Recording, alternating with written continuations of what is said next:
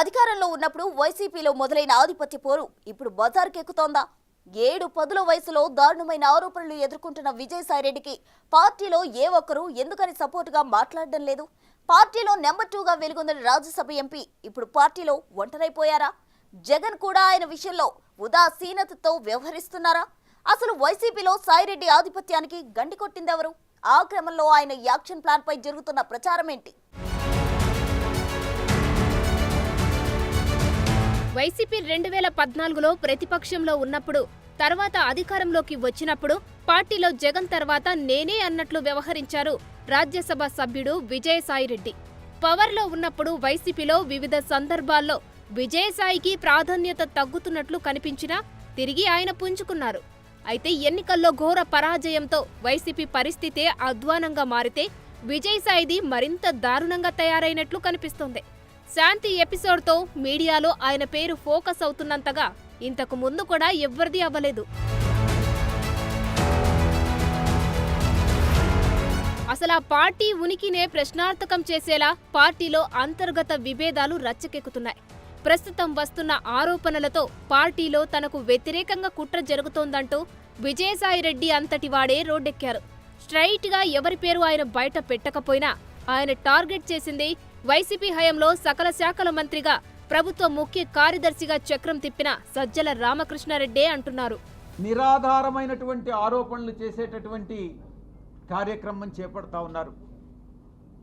ఇదంతా పద్ధతి ప్రకారమే జరుగుతూ ఉంది. నేను ఒక్కటే చెప్తా ఉన్నా, ఎవరైతే ఈ నిరాధారమైన ఆరోపణలు చేశారో, ఎవరైతే నా పేరు ప్రతిష్టలు దెబ్బతీసేదానికి ప్రయత్నించారో, వాళ్ళు ఎంత పెద్దవాళ్ళైనా, ఏ పార్టీకి చెందినటువంటి వాళ్ళైనా, అది మా పార్టీలో వాళ్ళైనా కావచ్చు, అధికార పార్టీకి సంబంధించినటువంటి వాళ్ళైనా కావచ్చు, వదిలే ప్రసక్తే లేదు అని నేను ఘంటాపదంగా చెప్తా ఉన్నా.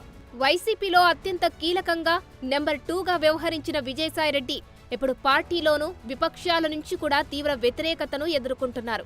ఆయనపై తీవ్రమైన ఆరోపణలు వెల్లువెత్తినా సొంత పార్టీ నుంచి ఒక్కరంటే ఒక్కరు కూడా ఆయనకు మద్దతుగా బయటకు వచ్చి ఆ ఆరోపణలను ఖండించలేదు. ఒక రకంగా పార్టీ మౌనం విజయసాయిరెడ్డిపై ఆరోపణలను నిజమేనన్న భావన సామాన్య జనంలో కూడా కలిగేలా చేస్తున్నాయి. ఈ నేపథ్యంలోనే తనపై ఈ ఆరోపణలు రావడం వెనుక ఉంది సొంత పార్టీ నేతలే అని విజయసాయిరెడ్డి మీడియా ముందు వ్యాఖ్యానించారు. దాంతో వైసీపీలో ఇంటర్నల్ వార్ ఏ స్థాయిలో ఉందో ఫోకస్ అయింది.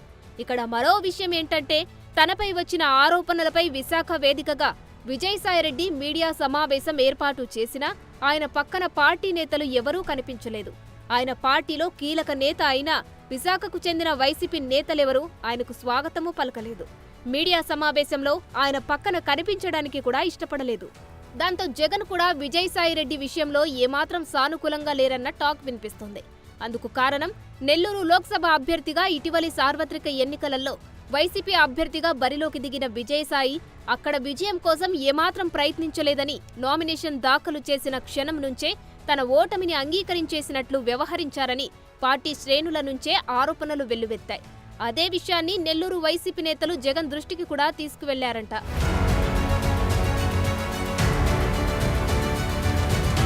పార్టీలో జరుగుతున్న వాటిని గమనించే విజయసాయిరెడ్డి సొంత అజెండాతో ముందుకు వెళ్లే ఆలోచనలో ఉన్నారంటున్నారు. ఈ నేపథ్యంలోనే విజయసాయిరెడ్డి సొంత ఛానల్ ప్రకటన చేశారు.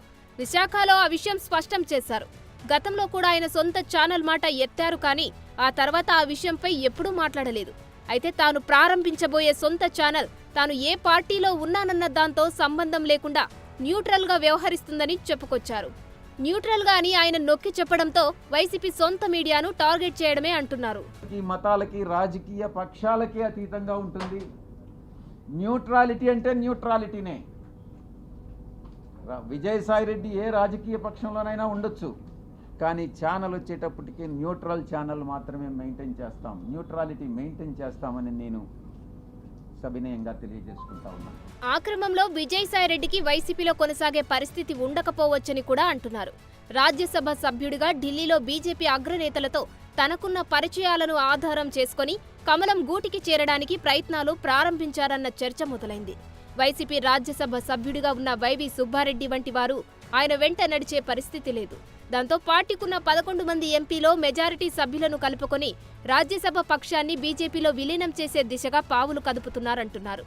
బీజేపీకి కూడా రాజ్యసభలో బలం అవసరం అవ్వడంతో విజయసాయిరెడ్డి నిజంగా ఆ రూట్లో వెళ్తే ఈజీగానే వర్కౌట్ అయ్యే పరిస్థితి కనిపిస్తోంది.